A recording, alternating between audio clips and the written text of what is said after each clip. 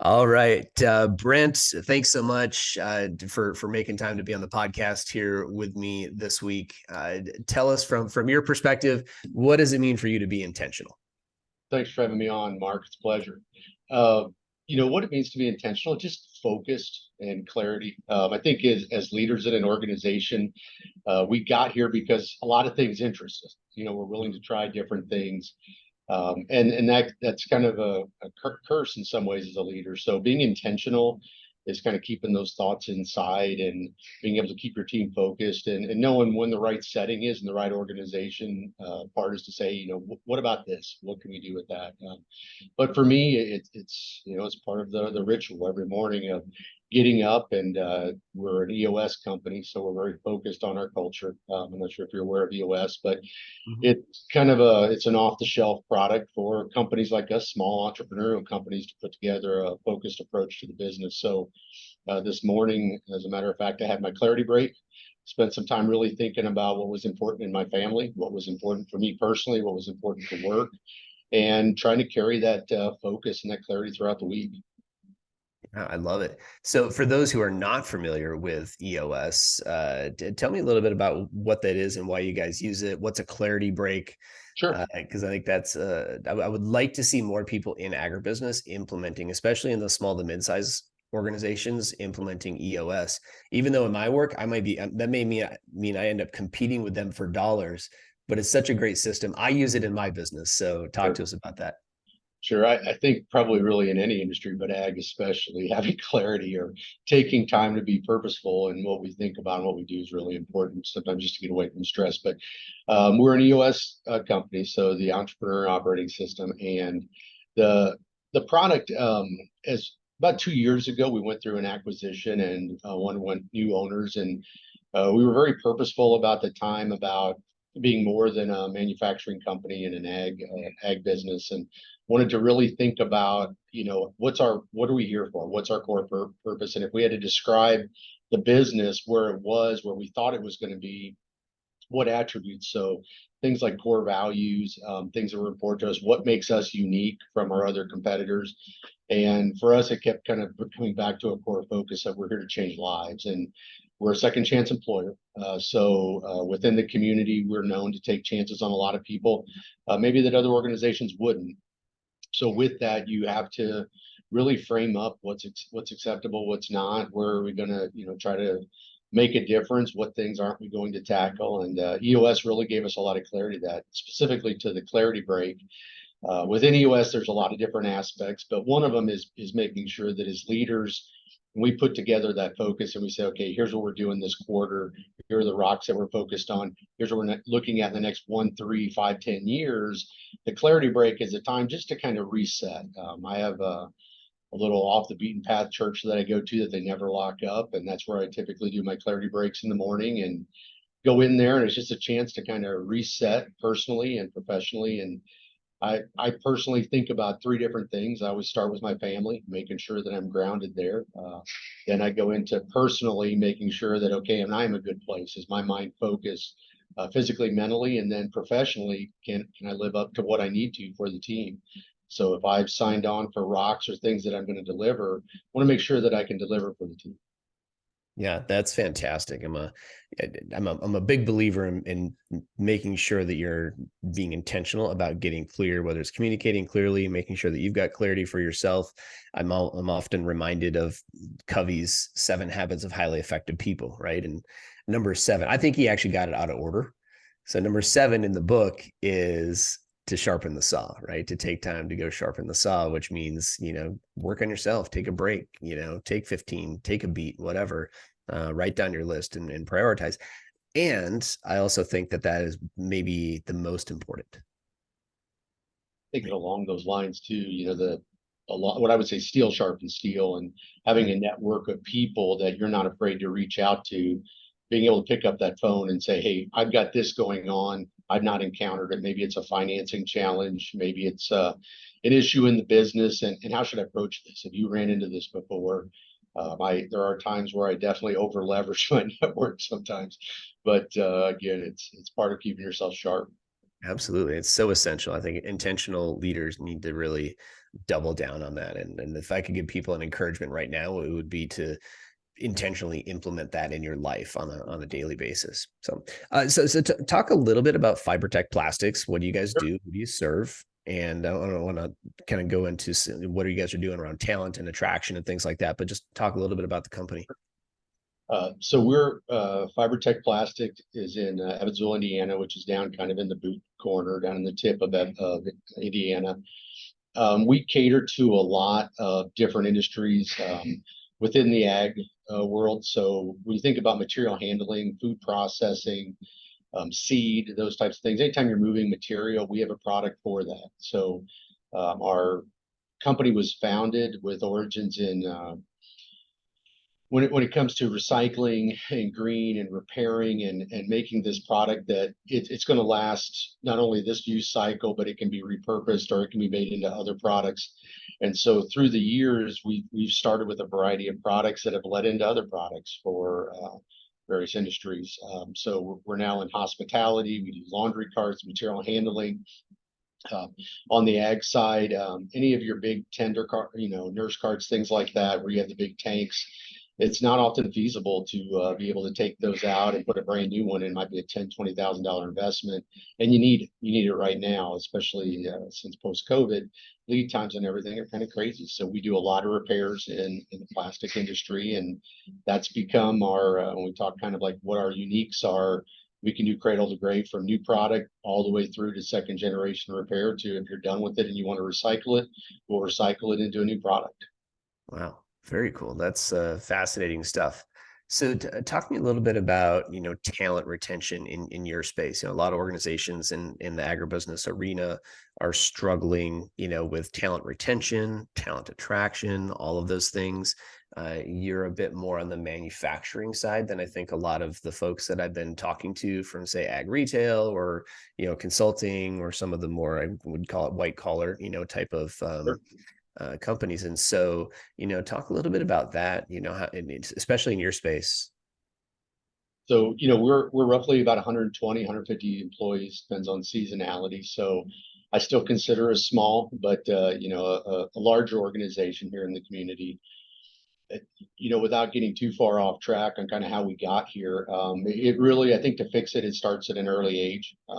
Later this week, we'll have some of the tech programs from local high schools will be coming through. We do a tour and we talk really, again, it's all about getting them interested in manufacturing, but I try to stay away from this thought of like a career because I think especially for kids, it becomes this one and done versus something that's more about building skills and layering on experiences. And that as you layer on those experiences, you're going to be able to do more, right? You're going to be able to provide more value for a company. In turn, you're going to get paid more. And the more you become, the sky's really the limit on compensation. And for a lot of kids, they hear career and they attach a dollar sign to it, and the rest of it doesn't matter. So we take that same approach with our employees.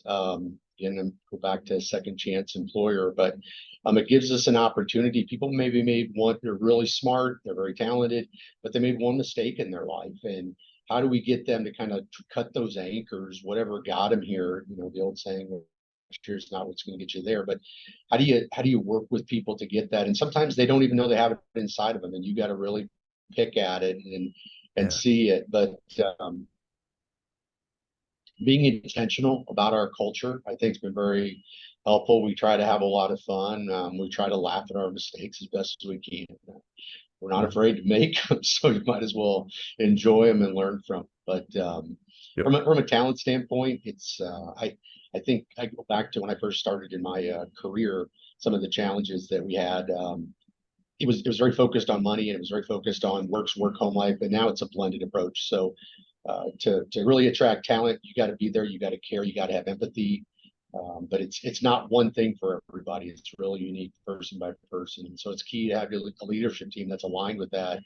And it is going through person by person to make sure that we're consistent, Yeah. yet taking an individualized approach. Yeah. So really fascinating about being a second chance employer. And so if this is someone who maybe had some sort of a legal conflict at some point in their life or something like that, I mean, that would be maybe that would disqualify them from many employers or many types of roles. Is that what that means? Or I just want to make sure I'm clear on. Yes, could be. We do programs with vets, with different folks. Maybe they could be, maybe they went through a really bad experience with an employer and they feel like they've got a bad name, and so they went unemployed. Maybe they were homeless for a while. Maybe they went through a really rough family situation. Almost it's I wish I could say it was one thing, but all those things are often tied together. We find that whether it's with drugs or family issues or legal issues, it's yes, the answer to all the above. Yeah. Wow. Well, I give you guys a lot of credit. Yeah, to really be bold with that and actually, state that this is a thing that we're about and a thing that we do is, I would say that's got to give a lot of people hope. It does for sure. Mm-hmm. And we can't be everything for everyone. So we've got a lot of partnerships. Evansville's great. There's a variety of groups that we can turn to when there's somebody where they need clothing or they need medical assistance or they need a place to stay. And that took a long time to build up. This isn't something you jump in overnight. It took us years to establish that network and for the team, because we used to try to do it ourselves, and we'd ask, like, hey, does anybody have a kids clothing this size or whatever, and it just that wasn't sustainable, and it was very choppy, and it was a distraction to what we were trying to accomplish big picture. And once we started to really hone those networks and find the right providers, people that were aligned with us, everything just kind of fell in place. Wow. Yeah, that's really cool. Yeah, appreciate you sharing that.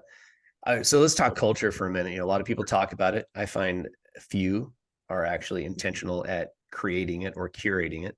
So what's most important for you guys around building culture intentionally at Fibertech? I have to write my book someday, I guess, but we spend a lot of time. It's really got to be the essence of what you do and how you do things, and whether you're writing a work instruction or you're thinking about a visit with a customer, being very intentional about who we are. And we've been, this is that time of the year we're going through a lot of performance discussions with people and kind of getting ready for year-end increases or whatever it is. And as we think through that, sometimes making sure that if you're not aligned behaviorally, if you're not aligned culturally with the organization, the performance stuff really never happens, right? So if you don't make it a part of your meetings, if you don't make it so from an EOS standpoint, but if you start with the beginning of a meeting and we have a segue, right? We want to break from a prior meeting, come in fresh. And so if somebody's not willing to share something positive that happened to them personally or professionally, it becomes a struggle. And so we spend quite a bit of time with the team thinking about it. And that allows us to wrap events around it. It allows us to event training around it. I've got some things popping up on my screen here. Yeah, that there's always plenty of stuff popping in when we're trying to do these, which is totally fine. So when you for you guys, is there any pushback or any big challenges that come up for you guys as you're trying to implement the culture that you guys work within? To me, it's often a sign, but for sure, you're going to get the employee that says, "Hey, maybe me personally, maybe the company didn't live up to that aspect of our core values." And we remind everybody that there's grace, there's humanity here, and that this is a journey, and we're not going to score 100 out of 100 every time. But that if we're all on the same path and we're all committed to advancing that culture, we're going to learn, we're going to get better. And the idea that someday we get to something a lot better than where we're at today is that hope, right? And we talked about it earlier, you brought it up, and I think it's just such a good point that if you don't have that inside of you, then it does become very frustrating, because, well, that's not me, I don't embody that, I don't even know when it says roll up your sleeves or something like that. And so keeping it in front of the team, putting signs out there, and we have aspects of it. We talk about what we're afraid of. We talk about things that make us uncomfortable, and we'll use those sayings in a meeting, like, "Hey guys, I think this is a timeout. Let's be very clear here. This is the time we're afraid of something's not going right. So let's talk about it. Yeah, it's going to be uncomfortable. You have to make it personal. You can make it very professional, but it brings that, and that's hard for people, especially if they're passionate about their job and they take it very seriously. They feel like, well, hey, I'm being personally attacked, and it's difficult, and it's really hard for our leaders.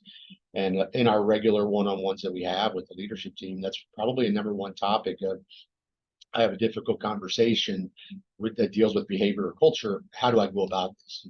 And again, going full circle, but back to iron sharpening iron and keeping your skills sharp. You're going to network with the group to get to those answers. Mm-hmm. Yeah. At this point, if anybody who's listened to more than one or two of these episodes at the point that this goes live, they'll have heard me say that it's the Danny Meyer quote, who he started like Shake Shack and several other successful restaurants. And I saw him speak at Tony Robbins one time, and he said that a culture is like raising a newborn. You have to feed it 12 times a day. And when it craps its pants, you darn well better change it. And I think that's it, right? Because it's such a, I think all leaders want to create culture. Culture is going to get created one way or the other. It's just the default. And it kind of exists, right? You can say, but it was there when you stepped into a building. Culture's always been there. It never been your desired culture, but some culture was there. Yeah, exactly. And so, what happens over the next few years, really, if you're the top person in the organization, really that ends up falling on you.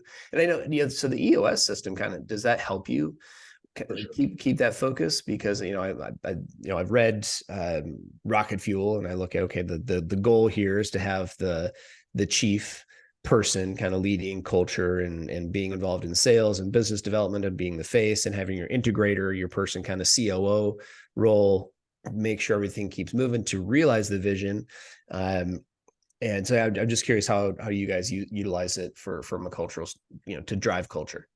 Sure. So it goes, I think you've got to have everything tied back to it, right? So whether it's performance reviews, I think we've all worked for an organization where, man, that guy's hard to deal with, or that person's really difficult to deal with, but man, they do all these great things. And sometimes you got to boil that down and say, well, yeah, but all those other things they do, if we were going to put like a negative on those and the positives, then the net or that, marginal value creation is kind of zero. So we can't recognize or reward that behavior. But then you take it all the way back to your hiring process, right? And you build it in. There's a variety of tools in EOS, the People Analyzer, which is just a tool that aligns, here's my core values, here's skills for this job. And as you're going through candidates, you're able to frame it up in that way. Okay, they got the skill set, but do they have the behavioral components? Do they have the cultural fit? And then ultimately, it's right person, right seat, saying, yep, this person's a cultural fit. They have the right skill sets. There's another acronym, through all the acronyms that you would, GWC. They definitely get it. They want the job and they have the capacity to do it. And you put all that together, and it really helps. That's that foundation for your culture. Then, because it's top to bottom, it's throughout the organization. And if you're putting your incentives around, if you're recognizing people for it, if that's what shows up in a newsletter or a town hall meeting or skip level meetings, it just becomes this web, right? And it just fosters itself. Yeah. Perfect. Great answer. I love how you're framing that up. And we need to get an affiliate link or something for EOS implementers, because I think a lot of people are going to probably check into it if they're listening to this. So let's talk about your background. Just kind of some of your experiences. What's been one of the biggest hurdles you've had to overcome as a leader? Without getting into individual names, I think everybody that's went through any sort of growth in an organization has had to say goodbye to some friends, or make difficult decisions. Maybe you've had to buy out a partner or whatever. And so for me as an organization, when we started talking about our vision in this particular organization and this opportunity for me, it was very growth minded. And we said, okay, we want to go from 10 million to 20 million. And we laid a path out to 100 million in sales. And I was surprised how many people were like, I don't want to be part of that journey. I'm happy with how it is. Yeah. I'm not interested in growth. I'm not in, I do this job and that's it. And these are people that you respect, people that you enjoy being around socially. And for me as a leader, making those decisions, those tough decisions, because it's best for the organization, for the team to advance kind of where we want to go with our vision. It's difficult. That's really hard, but I'm convinced that I still maintain a lot of relationships, but I'm convinced that if you do it right and you do it with from a position of love and caring, and hey, this is going to work. So, but that's been the hardest part of my career, whether it's this company or other companies. Yeah. Yeah. I was having a conversation with somebody the other day about their culture off the podcast. And it was just around, within their culture, they talk about it like the family. I'll leave the company name out, but it's the family. Insert company name, the so-and-so family. And I have a big trigger with this these days, because I feel like I made that mistake in our Sure. world, in my business up through 2019, going into 2020. And then, being an event focused company, we did not fare well. And, we lost a lot of revenue and lost a lot of steam, through 2020 and 21. And so what's interesting about your family, if your company, the people that you work with is your family, your work family, what's interesting is that when paychecks stop rolling, or you have to make tough decisions or cuts, or the hard decisions that we sometimes have to make as leaders, and we have to lead through the storm, so to speak. What I often find is that family stops talking to you. You And define family, right? Right. yeah, and I think I can't remember exactly who it was. I think it was the CEO of like a Shopify, or one of these. It was a Canadian tech firm. I remember that for sure. So it may not be Shopify, but he likened it to, hey, we need to think of ourselves not as not we're not a family. You can't fire your family, right? I mean, we can have an argument. I can have an argument with my kids. We can not get along with kids for a long time. I have 3 stepkids, and so there was a couple years in the beginning of my wife and I's relationship where I wasn't the most popular dude in their life, Sure. and but you can't get rid of them. Earn your way in that. Right. Yeah. Yeah, so just because they don't like the It's CEO, it doesn't. I go. Yeah, We, so we've gotten a lot of feedback as second chance employers. I grew up with family having a good connotation around it, and internally, sometimes even be intentional about when we use the word team and the perception around that versus family. For many of our employees, unfortunately, family means doesn't always have this positive connotation to it. So it's interesting with your example, but sometimes I refrain from using the word family for that, like, hey, good job, team, or whatever it is, and that's what it feels like as a winning team, because some of the employees have just such. There's a lot of things going on in their head with the word family. mm-hmm. Yeah, and it's if somebody wants to use that in their culture, I'm not going to say, hey, that's wrong or you shouldn't do it. I just think that there's some connotations that come with that, right? And Yeah. then you start to potentially paint yourself into a corner of Sure. unintentionally, right? And this whole podcast is how do we lead intentionally, and that's why I bring that up. Unintentionally paint yourself into a corner of really burning a bridge, and then if somebody has to be exited from the family for whatever reason, maybe they're not performing, maybe life is changing, maybe we have to change the structure of the business, and that family member no longer fits here. That's But the expectations, right? Either way, there's expectations around the word yeah. family, good, bad, whatever, that if you're being intentional, you don't often want to bring those into the situation. Mm-hmm. Yep. Well, so what's been a big win for you, Brent, over the course of your career? What's one of your biggest wins as a leader? I'll use the term blessed, but I was fortunate at a very early age, when I straight out of college, seeing the excitement, whether I was sharing now or, maybe I was sharing some insight or something with somebody else, and I got to see them really do well. You used the term earlier about like rocket fuel, but that fuel, that what drives us or what's passionate. I don't necessarily call my wife every day on the way home, but I probably should. But those days that I do, it's usually about something the team did. It's about a big win that we had. It's really very rarely about some big customer that we landed or some machine that we launched or put in or a new product. It's, hey, this person achieved this, and it resonates with her because that's what she hears about at home. So for me, that's really followed me throughout my career, and I would put that as the biggest win is working with and through others to achieve goals. It's become my mantra. So I would put that as my biggest win is just seeing team after team be successful, and whether it's joining an organization that's not profitable and seeing them become profitable, or maybe they're stagnant growth and we get over that hump. The answer is always there inside the 4 walls. You just got to find it. Mm-hmm. Yeah. So fantastic. I mean, I am 100% with you. I get a lot of my joy in my work now as a speaker, not by being the guy in front of the room, but by seeing the team members who have learned the content now stepping in front of the classroom and nailing it. There was a time and a place when with our curriculum, I was the guy, and now there are multiple guys and gals that can step in and do it. And it's almost more fun to watch them do it now. So I don't know, for a leader, there's not a better feeling, right? When yeah, your right-hand person or your number two, and you're seeing them work and go, and you're like, either whether I want to do that or don't want to do that or can't do it, whatever it is, and they're doing it. And you know, yeah. it needs to be done. It's like, wow, that is a good feeling. Yeah. And, and that brings up an interesting point that I know a lot of leaders really struggle with, because at the end of the day, there's a time and a place. So it's not like I stepped out of the front of my classroom and then let somebody else take over and it was perfect. Right. Yeah. So there's a progression, right? As it pertains to somebody being competent in that role. And we have to be willing to walk through that level of uncomfort or discomfort with them. Otherwise, we just end up having to be the person. And that's where I see a lot of leaders stressed out. They come to me, hey, I need time management training. I'm like, no, you don't need time management training. You need to let go of control. Yep. That's what you need. You don't need to fit more stuff in. Let's not try to cram 10 pounds of stuff in a 5-pound bag. Let's see what else we can do here. Oh, okay. Interesting. You haven't been willing to delegate that. Why? Well, I can make sure it gets done right. Okay, well, Starting to feel like this is a pitch for EOS, but in EOS we have that delegate and elevate tool, and so that's a cornerstone of when we're up against and like somebody's not able to get certain things done or they're behind. Really trying to understand, okay, what can I delegate? What can I elevate? How can I raise my overall?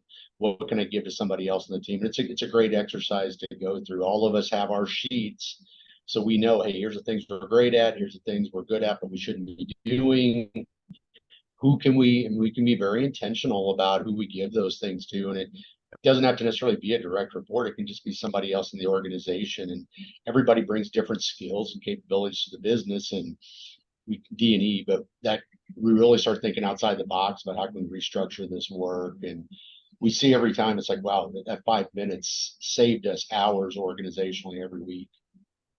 Yeah, absolutely. Yeah, that's a great point. So, well, we've definitely have hit the traction and rocket fuel as recommended books during our time today. But are there any other books that our that listeners should be reading or listening to, or podcasts that you like that are relevant for people that want to be more intentional leaders?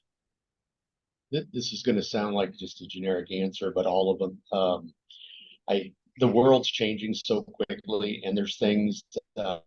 Somebody gave me a podcast this morning, and it was about being on social media more and being out there on LinkedIn. And the guy was kind of throwing stones at people that were horse and carriage, didn't want to adopt cars, and now here we are in that. Whether you're a salesperson in your 60s and you don't want to get on LinkedIn, if you're learning and you're always exposing yourself to new things, it's going to take you there. It's going to take where you're uncomfortable. And, the books that I try to, whether, one that we're focused on right now commercially is Never Split the Difference, and trying to make sure that as a team, they understand there are ways to go about selling, and we create valuable products and customers want them. And if we're doing gimmicks and promotions and all these things and trying to figure that out, we're not winning loyalty really with a customer. We won their dollar on this one, but they're going to shop somewhere else the next time. So, but to me, it's really, if you're going through a challenge, sure somebody else has been through that same challenge. And if you go grab a podcast or two, pick a couple different books up, there's a couple, and a lot of servant leader books. There's just so many good books out there that as a leader, you should be often reflecting back, because again, they're so helpful and just staying sharp, because I forget. So if I don't go back and read a book, I may read the same one 2 or 3 times before it really starts to sink in. Yeah. I think, intentional leaders to me just need to be taking in content on a consistent basis. And I'll hear the excuse, well, I don't have time to sit down and read. Well, I understand that. And how long does it take you to read 10 pages? Right? Probably 10 minutes, 10, maybe 15 if you're a slow reader like I am. And so we go 10, 15 minutes, and, you do 10 pages a day. That's 300 pages a month. And, that's the average length of a personal development book, right? So you can get 12 books a year in just doing 10 pages a day. Or ask the question, do you watch TV? Because a Yeah, lot yeah, of people do, right? And so when they come back, and so if you could just take 1 hour a week and give me that 1 hour, I will change your life. I will find books that make you a better person. But yeah. you got to be willing to leave the TV alone for an hour. Yeah. Yeah. So when we moved here to this house, actually, so interestingly enough, I mean, we had TVs. We moved one TV down from Canada. My wife moved down. I moved one over from Nebraska. Though they're still in storage in the attic. We never put them up. We got this beautiful family room over here that has this great big white wall above the fireplace. And I have this old picture, this really cool kind of wood carving picture that my dad made years before he passed. And so we put that there. And Yeah. then if we want to have a movie night, this is what we do. It's very intentional. If we want to have a movie night or we want to watch a game or whatever, uh, of course we have to wait for it to get dark, but we will, I have a projector that I would use for, if I was going to do a, project a video at an event or Yeah. something. We bought a projector and we can set that up in the living room or in the family room out here. And if we're going to do movie night, we do it that way.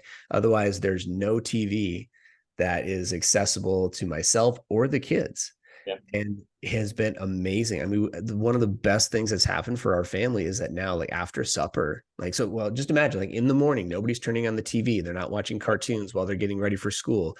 At night, there's no news on. There's nobody flipping through Netflix or anything like that around here. And so like our post supper, like we'll make supper. Maybe we sit down, say 6:30, 7 o'clock and eat. And we might sit at the table till 8 or 8:30 just talking. Yeah. And that's directly correlated with not having that. And the experience is so much more rich. And so I know a lot of people out there like, I gotta have my Good TV. controls in them about these as well, man. Yeah, I mean the phones. I mean we've not eliminated the phones, and there's no shortage of content. The kids are still watching whatever shows they decide to watch and stuff for the most part, whatever is allowed. And it just has created a richer family experience. So it's the phones. At least we can ban those, and we ban those from the dinner table. So you're just not allowed to bring it. And so anyway, that's part of our culture building around here. What's important for you for keeping energy up? I know that's a big one for a lot of leaders, is getting tired a lot. So what do you do for you? We touched earlier, the clarity break. I tend to, I think most leaders, we take things personally and we don't let them go, and being intentional. So when I do a clarity break, if there's things that are bothering me, I write them down. The old trick, crumble it up and throw it in a trash can, but being mindful about, I'm done with this. I'm not going to let it bother me anymore. And for my personality, that's really difficult. There's a lot of things that I go back and might have happened 6 months ago, and I start rethinking it again. And well, if I would have done this, or the team would have done this, or we could have got that, and those are the things that drain my energy the most. If I can focus on the future and know what are those things in life that give me energy, whether it's positivity, be around positivity. Negativity is like for every gallon of positivity, 1 gallon of negative, it's like 5x. It just, when I'm around negative people and negative things, and well, I can't do that, or here's the reasons we can't do that. Yeah. Just framing up your response to me makes a big difference. But for my energy level, there's the mental side of it, and then the physical side. You gotta be paying attention, and whether it's what you eat or how you exercise, or I think everybody's on that personal journey. But in the last probably 10 years for me, I've been able to really understand that correlation between, okay, when I don't get the physical activity, and so we bring that to the team as well and challenge each other. And if somebody seems tired, ask them the question, hey, are you taking time to work out? What's going on with your sleep? Because again, I think most people work better when they have more structure. And so if it's 9 o'clock to bed and 4:30, 5 o'clock and you're up, or whatever that structure is, the more you can stick to it, the better. And so really surrounding myself with the right people, preparing myself mentally and physically, and the rest just kind of comes naturally. Yeah. I think maybe the first one that is hitting the point of really paying attention to who you surround yourself with. That's a big one. For we get people around us that are big energy drainers, right? I call them energy vampires. They are perfect energy vampires. Yeah. Yeah. So you gotta watch it. And listen, we all work with that person who just like takes a little bit more energy than others. And, you know, challenging though it may be, I think you really have to just watch. Like it's okay to set some boundaries. And it's like, cool, like what I'm giving myself 10 minutes, I'm going to go in there, have this conversation, and then I got to get out. I got to shut it down. We all have that person that will gladly take the extra 45 minutes of your time to just keep talking, probably about nothing productive. Right. And there's a time and a place for that. I mean, I want to be about building relationships and being available and being accessible as a leader. And then there's also some times when we just get to set some firm boundaries. I think as a leader too, we've got to recognize when that person becomes the black hole. They're no longer just an individual energy vampire, but they're pulling from the entire organization. And it goes back to right person, right seat. Then you know, hey, I got to make a change. Mm-hmm. Back to the struggles of the family or the culture you're trying to create. That it can really it becomes an anchor to the organization. It pulls people and becomes an excuse, right, for poor performance or bad behavior. Others, well, what about that person? So you got to be very intentional about the people you surround yourself with. Yeah, absolutely. All right. Well, we get to start bringing this in for a landing a little bit here today, Brent. So any like I want to take an opportunity to talk about this vulnerability question, because you put that on the list there for you to reflect on. And I thought you had some good insights prior to the recording here. So how important is vulnerability in creating an intentional workplace? Well, I thought you were very intentional for saving the best for the last. To me, vulnerability, I think, is how I've really shaped my career. I think it's part of the secret sauce. I've worked with leaders that had huge egos, that had to be right about everything and could never lose. And that's not human, right? And if you're going to empathize with others and you're going to show that, hey, we can do this, it's owning those mistakes, right? And when something happens in an organization, be the first one out there to say, hey, this was a mistake. I messed this up. Organizationally, here's what we got to do to get better. But on the flip side, even if maybe you were part of a winning project, having that vulnerability to give all the credit to somebody else and being okay with that and not letting it bother you. As a leader, that's got to be one of the top 2 or 3 things you're always thinking about and being intentional on. Hey, this is a great opportunity. We had this big win. Who can I recognize on the team to really, use a term sometimes like call each other out, call each other up? How can I call that person up to give them some self-esteem and put themselves out there? And on the flip side, we didn't get to these positions without having broad shoulders. So when you make a decision and it was a bad decision, be done with it, move on, take the blame, bear it, and just stop talking about get on with it. There's problem solving, go through that process, but move on as quick as possible. Yeah. It just seems, I run into so many coaching situations where people are really struggling with that leader who just is either super closed off, always has to be right, or just is not willing to open up at all, right? So they're just like kind of a prickly pear in that workspace, and they're just hard to get along with. We spend an inordinate amount of time coaching our coaching clients through exactly that situation. So what do I do? This guy won't do this. And they get it stuck in a very negative story about that person. And our job as coaches is to help them break through that and own the pieces of it that they can own and do the best that they can with themselves. And then ultimately that other person in the conversation has got to make their decision on what they're going to do. We can't always, if they're not in the coaching, we can't solve for it. But I bet it's in the many, many, many billions, if not trillions of dollars that it costs. Oh, for sure. Companies, I mean, across the globe, it's unreal. Is there too much vulnerability? Is there places that are off limits that you think are oversharing or anything like that that's just not productive? Back to where we started, where there was a time where your career and your personal life were 2 completely separate things. Mm-hmm. Human is messy sometimes, and as a team, you got to create an environment where people are comfortable, right? So you got to feel there's got to be safe places and people got to be able to say things.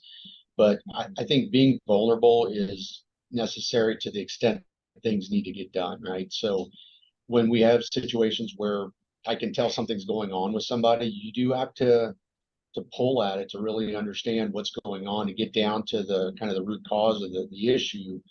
And sometimes, yes, it gets a little more touchy than maybe you thought. But to me, if you're going at it with the right intentions and you're not trying to go at it to maybe fire somebody or make them look bad or whatever it is. And it's part of that culture piece, right? So if Hmm. I can lead by example and start out, yeah, I had a tough weekend at home and this went on, and maybe I had this issue in my family and it didn't get resolved. So guys, it's dragging over to this week. And if you give me a little patience, I'm going to work through it. You're creating that environment, right, with your culture where people feel comfortable bringing that Yeah. stuff away. Brent shared this last week. I'm comfortable sharing it this week, and pretty soon it just becomes part of it. So to say there's this like these boundaries, I think the organization probably defines them, but it really it's what you need to do to get the work done, to make sure people are fulfilled here.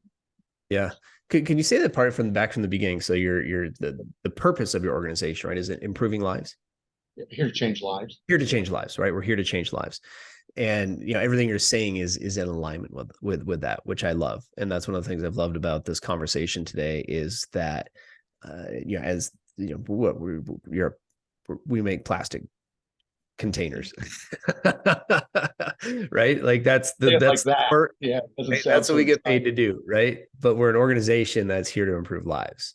Yeah. And I'm a big believer that intentional leaders are building organizations that are about more than just whatever it is that they sell, right?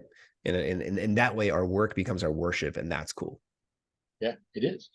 And Mhm. you see it in the slogans for companies anymore, right? That especially in the ag industry, I think people aren't afraid to be faith-based and tie back to that. And so for us, it's very important that we have that connection. And if somebody doesn't like it, okay, feel sorry for that person. I don't know. We'll find another customer that does value those things. Yeah. Do you, I want to actually add one more question in since it just came up right there. So as a faith-based organization, do you get pushback from customers? They don't want to hear it, from employees, they don't want to hear it, or does it?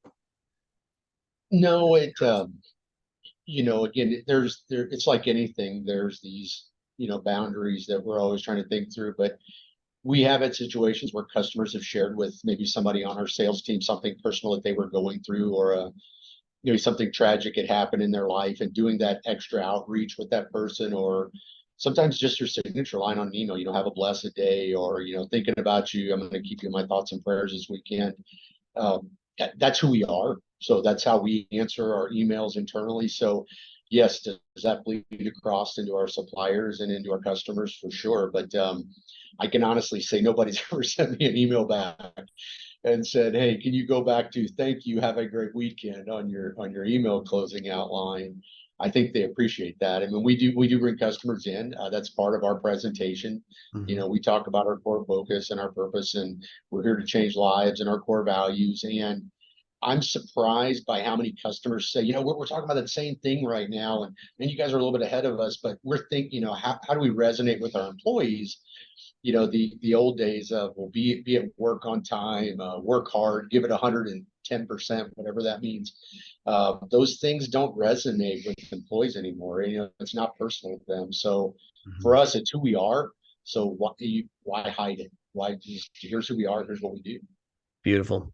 I love it. Well, I think that's a great place to end it today, Brent. This has been a really cool conversation. So, But if someone wanted to come in, take a tour, or just kind of look you guys up, is what's the website or best ways yeah, to get a hold of you guys?